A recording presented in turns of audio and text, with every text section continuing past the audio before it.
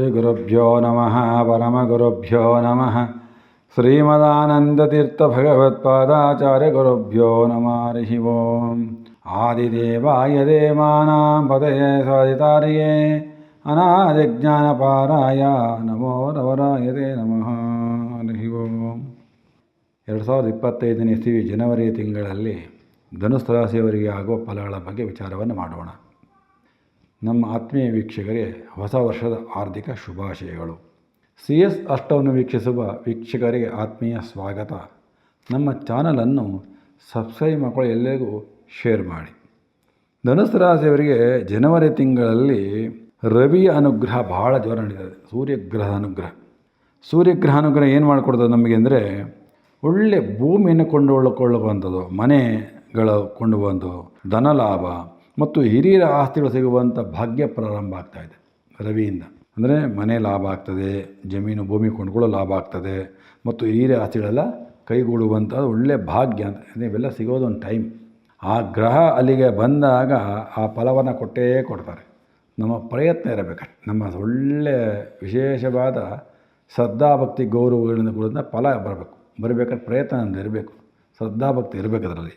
ಮತ್ತು ಹೊಸ ಪ್ರಯಾಣಗಳಿಂದ ಕೀರ್ತಿಗಳು ಹೆಚ್ಚಾಗ್ತದೆ. ಹೊಸ ಎಲ್ಲೋ ಬರ್ತೀರಿ, ಅಲ್ಲೂ ಸಹ ನಿಮ್ಮ ಕೀರ್ತಿ ಗೌರವಗಳು ಹೆಚ್ಚಾಗ್ತದೆ.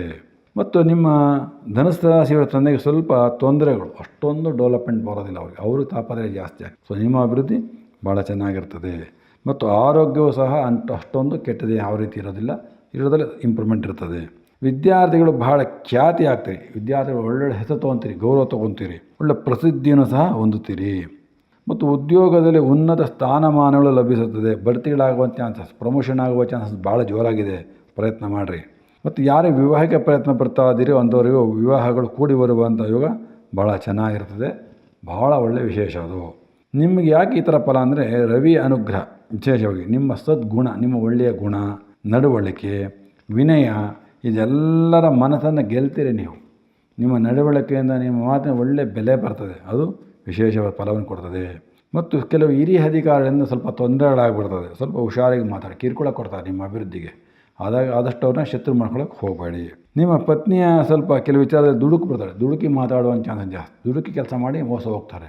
ಹಾಗಾಗಿ ಅವರಿಗೆ ಸ್ವಲ್ಪ ಸರಿಯಾದ ಬುದ್ಧಿಯನ್ನು ಹೇಳಬೇಕು.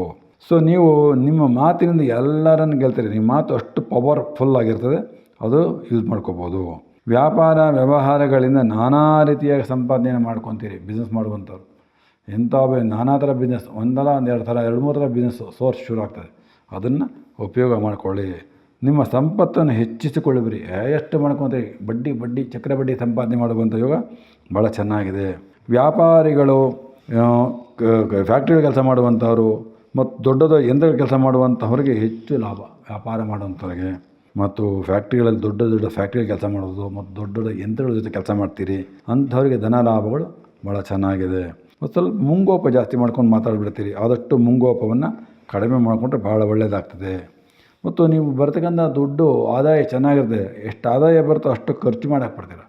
ಖರ್ಚಿನ ಬಗ್ಗೆ ನಿಗಾ ಇಲ್ಲ, ನಿಮಗೆ ಸ್ಥಿರವಾಗಿಲ್ಲ. ನಾಳೆ ಬೆಳಗ್ಗೆ ಎಮರ್ಜೆನ್ಸಿ ಹಣ ನಿಮ್ಮ ಹತ್ರ ಇರೋದೇ ಇಲ್ಲ, ಏನೋ ಒದ್ದಾಡ್ತಾರೆ, ಇನ್ನೊಬ್ಬನ ಕೇಳಬೇಕಾದ ಸ್ಥಿತಿ ಬಂದುಬಿಡ್ತದೆ. ಹಾಗಾಗಿ ಖರ್ಚಿನ ಬಗ್ಗೆ ಹೆಚ್ಚು ಗಮನ ಕೊಡ್ರಿ, ನೋಡ್ಕೊಂಡು ಖರ್ಚು ಮಾಡಬೇಕಾಗ್ತದೆ. ಸ್ವಯಂಕೃತ ಅಪರಾಧ ಒಂದು ದೋಷದಿಂದ ಸ್ವಲ್ಪ ನಿಮ್ಗೆ ಹೇಳಿ ಬರಲ್ಲ. ನೀವು ಯಾಕೆ ಬರೋಲ್ಲ, ನೀವು ಅಭಿವೃದ್ಧಿ ಯಾಕಾಗಲ್ಲ ಧನುಸ್ಸು ರಾಶಿಯವರು ಅಂದರೆ, ನೀವೇ ಸ್ವಯಂಕೃತ ಅಪರಾಧ ಮಾಡ್ಕೊತೀರಿ. ಕೆಲವು ಎಲ್ಲ ಚೆನ್ನಾಗಿ ಮಾಡಿರ್ತೀರಿ, ಏನೋ ಒಂದು ತಪ್ಪು ಕೆಲಸ ಮಾಡ್ಕೊಂಡು ಎಲ್ಲವನ್ನು ಕಳ್ಕೊತೀರಿ. ಹಾಗಾಗಿ ಸ್ವಯಂಕೃತ ಅಪರಾಧವನ್ನು ಮಾಡ್ಕೊಳಕ್ಕೆ ಹೋಗಬೇಡಿ. ಸೊ ನಿಮ್ಗೆ ಗುರುಬಲ ಬಂದರೂ ನಿಮ್ಗೆ ಕಷ್ಟ ತಪ್ಪಲ್ಲ. ಇದು ತಿಳ್ಕೊಂಬಿಡಿ, ಜೀವನ ಪರ್ಯಂತ ನಿಮ್ದೆಲ್ಲಾರ್ದು.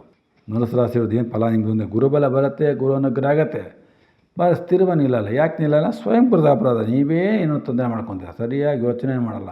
ಈ ದುಡ್ಡಿದೆ, ಖರ್ಚು ಮಾಡೋದು ಬೇಡವೋ, ಹೇಗೆ ಮಾಡಬೇಕು, ಏನು ಸ್ವಲ್ಪ ಯೋಚನೆ ಮಾಡಲ್ಲ. ಆ ಯೋಚನೆ ಮಾಡೋದಕ್ಕೆ ಕೆಲಸ ಮಾಡಿ ಅನುಕೂಲ ಇದೆ. ಈಗ ನಮಗೆ ಗುರುಬಲ ಬರ್ತಾನೆ ಇರುತ್ತೆ, ಹೋಗ್ತಾನೆ ಇರುತ್ತೆ, ಬಟ್ ಬೆಲೆ ಇಲ್ಲ. ಹಾಗಾಗಿ ಗುರುಬಲ ಬಂದಾಗ ದೇವರು ಕೊಡುವಂತಹ ದುಡ್ಡಾಗಲಿ ಗೌರವವನ್ನಾಗಲಿ ಜೀವನ ಪರ್ಯಂತ ಉಳಿಸ್ಕೊಳ್ಳೋಕ್ಕೆ ಪ್ರಯತ್ನ ಮಾಡಿ. ಮತ್ತು ವಿಪರೀತ ಖರ್ಚು ಮಾಡ್ತೀರ, ವಿಪರೀತ ಖರ್ಚು. ಆ ಖರ್ಚಿನ ಬಗ್ಗೆ ಸ್ಟಾಪ್ ಅನ್ನೋದೇ ಇಲ್ಲ, ಹೋಗ್ತಾನೆ ಇರೋದು. ಆ ಖರ್ಚು ನಿಲ್ತಾನೆ ಮಾತ್ರ ನೀವು ಅಭಿವೃದ್ಧಿ ಆಗೋದು. ಮತ್ತು ಉದ್ಯೋಗದಲ್ಲಿ ಬಡ್ತಿಗಳು ಸಿಗುವಂಥ ಯೋಗ ಚೆನ್ನಾಗಿದೆ. ಅದಕ್ಕೆ ಸ್ವಲ್ಪ ಪ್ರಯತ್ನ ಮಾಡಿ, ಅದು ಅನುಕೂಲವಾಗ್ತದೆ. ಮತ್ತು ಒಂದು ಒಳ್ಳೆ ದೊಡ್ಡ ವಾಹನವನ್ನು ಕೊಂಡುಕೋಬೋದು, ಅದು ಒಂದು ಒಳ್ಳೆಯ ಯೋಗ ಚೆನ್ನಾಗಿದೆ ನಿಮಗೆ. ಸಾಲ ಏನಾದರೂ ಇದ್ದರೆ ಸ್ವಲ್ಪ ಸಾಲವನ್ನು ತೀರಿಸ್ಕೊಂಡು ಅದನ್ನು ಸಹ ಸರಿ ಮಾಡ್ಕೊತೀರಿ ನೀವು. ಮತ್ತು ಅಪರಿಚಿತರಿಂದ ನೀವು ಸಂಭಾವಿತ ಹಣ ಅಪಹಾರ ಆಗೋದು. ಅಂದರೆ ಯಾರೂ ಗೊತ್ತಿಲ್ಲ ಅಂಥ ವ್ಯಕ್ತಿಗಳ ಹತ್ರ ವ್ಯವಹಾರ ಮಾಡೋಕ್ಕೆ ಹೋಗ್ತೀರಾ, ಅವನು ಮೋಸ ಮಾಡಿಬಿಟ್ಟಾಗ್ತದೆ ದುಡ್ಡು ಕಾಸು. ಅದಕ್ಕೆ ಅಪರಿಚಿತರನ್ನ ಜಾಸ್ತಿ ನಂಬಕ್ಕೆ ಹೋಗಬಾರ್ದು. ಮತ್ತು ಮನೆಯ ಪೋಷಣೆಯನ್ನು ಮಾಡುವಂತಹ ಜವಾಬ್ದಾರಿ ಬರ್ತದೆ, ಮಾಡ್ತೀರಾ, ತೊಂದರೆ ಇಲ್ಲ ಅದು. ಮತ್ತು ಸತ್ಸಂತಾನಕ್ಕೆ ಯೋಗ್ಯ ಅದನ್ನು ನೀವು ಸಂಪಾದನೆ ಮಾಡ್ಕೋಬೋದು. ಕುಟುಂಬದಲ್ಲಿ ಆಸ್ತಿಯನ್ನು ಹೆಚ್ಚು ಬೆಳೆಸ್ತೀರಿ ಲೈಫಲ್ಲಿ, ಅದು ಅನುಕೂಲ ಚೆನ್ನಾಗಿ ಸಿಗ್ತದೆ. ಮತ್ತು ಉದ್ಯೋಗನ ಬದಲಾವಣೆ ಮಾಡಬೇಕು ಅಂತ ನಿಮ್ಮ ಇಚ್ಛೆ ಇದ್ದರೆ ಪ್ರಯತ್ನ ಮಾಡಿರಿ, ಅದು ಒಂದು ಒಳ್ಳೆಯ ಉದ್ಯೋಗ ಸಿಗುತ್ತದೆ. ವ್ಯವಹಾರಗಳಲ್ಲಿ ಸ್ವಲ್ಪ ಯೋಚನೆ ಹಾಕಿ ಕೆಲಸ ಮಾಡಿ. ಯಾಕೆಂದರೆ ಇದು ರಾಹು ಸ್ವಲ್ಪ ಚೆನ್ನಾಗಿಲ್ಲ, ರಾಹುವಿಂದ ಎಫೆಕ್ಟ್ ಮಾಡ್ಕೊಂಡ್ಬಿಡ್ತಾರೆ ನೀವೆಲ್ಲ. ಸೊ ರಾಹು ಇರೋದ್ರಿಂದ ಸ್ವಲ್ಪ ಒಂದು ವ್ಯವಹಾರಗಳಲ್ಲಿ ಮತ್ತು ಯೋಚನೆ ಮಾಡೋ ಕೆಲಸ ಮಾಡಿಬಿಟ್ರೆ ತೊಂದರೆಗಳಾಗ್ಬಿಡ್ತೀರಿ. ಹಾಗಾಗಿ ಹುಷಾರಾಗಿರಬೇಕಾಗ್ತದೆ. ಮತ್ತು ಯಜ್ಞ ಯಾಗಾದಿ ಕರ್ಮಯೋಗ ನಿಮ್ಮ ಜಾಗ ಬದಲಾವಣೆ ಮಾಡಿಬಿಡ್ತದೆ. ನೋಡಿ, ಯಾರು ದೇವರ ಧರ್ಮವನ್ನು ಮಾಡ್ತೀರಿ, ಯಜ್ಞ ಯಾಗ ಮಾಡ್ತೀರಿ ಅಂಥವರಿಗೆ ನಿಮಗೆ ನಿಮ್ಮ ಜಾಗದಲ್ಲೇ ಅಭಿವೃದ್ಧಿ ಆಗ್ತದೆ ಮತ್ತು ಬದಲಾವಣೆ ಆಗ್ತದೆ, ಪ್ರಮೋಷನ್ ಎಲ್ಲ ಆಗ್ತದೆ. ಹಾಗಾಗಿ ನಿಮಗೆ ಹೆಚ್ಚು ಅನುಕೂಲವಾಗ್ತದೆ ಮತ್ತು ಧನ ಸಂಪಾದನೆ ಅನುಕೂಲ ಆಗ್ತದೆ. ಯಾವಾಗಿಂದ ಯಜ್ಞ ಯಾಗ ಮಾಡೋದ್ರಿಂದ, ದೇವರ ಧರ್ಮ ಮಾಡೋದು ಅದು ಅನುಕೂಲವಾಗ್ತದೆ. ಧರ್ಮದಿಂದ ದುಡಿಮೆಯನ್ನು ಮಾಡ್ತೀರಿ, ಮೋಸ ಮಾಡಿ ಸಂಪಾದನೆ ಮಾಡುವಂಥ ಯೋಗ ನಿಮಗೆಲ್ಲ. ನಿಮ್ಮ ಕಟ್ಟಕ್ಕೆ ಸರಿಯಾಗಿ ಸಂಪಾದನೆ ಆಗ್ತದೆ. ನಿಮ್ಮ ಅಭಿವೃದ್ಧಿಗೆ ತಿಂಗಳಲ್ಲಿ ನೀವು ಮಾಡಬೇಕಾಗಿರ್ತಕ್ಕಂಥ ವಿಶೇಷವಾಗಿ ಒಂದು ರಾಹು ಶಾಂತಿಯನ್ನು ಮಾಡ್ಕೋಬೇಕಾಗ್ತದೆ ಮತ್ತು ಲಕ್ಷ್ಮೀ ಕುಬೇರರ ಮಂತ್ರವನ್ನು ಜಪ ಮಾಡಬೇಕಾಗ್ತದೆ ಮತ್ತು ಲಕ್ಷ್ಮೀ ಕುಬೇರ ಪೂಜೆಯನ್ನು ಮಾಡುವಂತಹದ್ದು ಭಾಳ ಒಳ್ಳೆಯದಾಗ್ತದೆ. ಮತ್ತು ವಿಶೇಷವಾಗಿ ಉದ್ದಿನ ಬೇಳೆಯನ್ನು ದಾನ ಕೊಡುವಂತಹದ್ದು, ಅಶ್ವತ್ಥನ ನಮಸ್ಕಾರ ಮಾಡುವಂಥವು, ನಾಗರಿಗೆ ನಮಸ್ಕಾರ ಮಾಡುವಂಥದ್ದು ಮಾಡ್ತೀರಿ ಅಂಥವರಿಗೆ ಯಾವುದೇ ಕಾರಣಕ್ಕೂ ಧನುಸು ರಾಶಿಯವರಿಗೆ ತೊಂದರೆಗಳು ಬರೋದಿಲ್ಲ. ಹಾಗಾಗಿ ಈ ತಿಂಗಳಲ್ಲಿ ವಿಶೇಷವಾಗಿ ಅಶ್ವತ್ಥ ಪ್ರಶ್ನೆಯನ್ನು ಮಾಡಿ, ಹಿಂಗೆ ಧನುಮಾಸ ಬಂದಿದೆ, ಬೆಳಗ್ಗೆ ಎದ್ದು ಹೋಗಿ ಬೇಗ ಅಶ್ವತ್ಥ ನಮಸ್ಕಾರವನ್ನು ಮಾಡ್ಕೊಂಬಂದರೆ ಅದರಿಂದ ನಿಮಗೆ ಶುಭ ಫಲ ಪ್ರಾಪ್ತಿ ಆಗ್ತದೆ. ನಮಸ್ಕಾರಗಳು.